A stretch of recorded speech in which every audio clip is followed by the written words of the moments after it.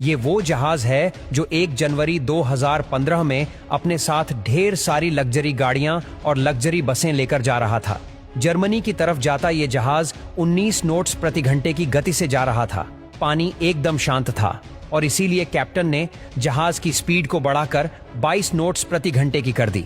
रात करीब 9 बजे इस जहाज ने एक बंदरगाह की तरफ मोड़ लिया, लेकिन उस मोड़ पर यह जहाज बुरी तरह पलट गया।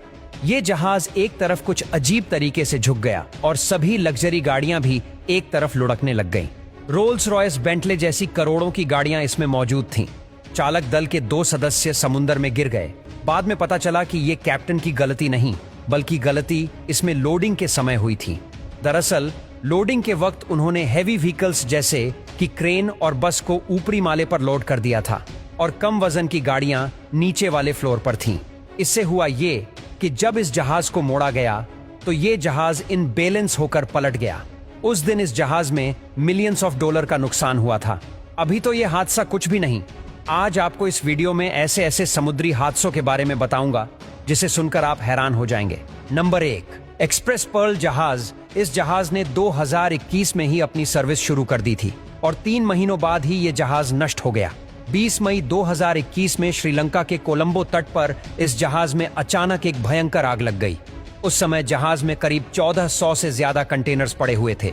इस जहाज में कॉस्मेटिक केमिकल्स और 25 मीट्रिक टन नाइट्रिक एसिड था। कहा जाता है कि एक नाइट्रिक एसिड का कंटेनर कई दिनों से लीक हो रहा था।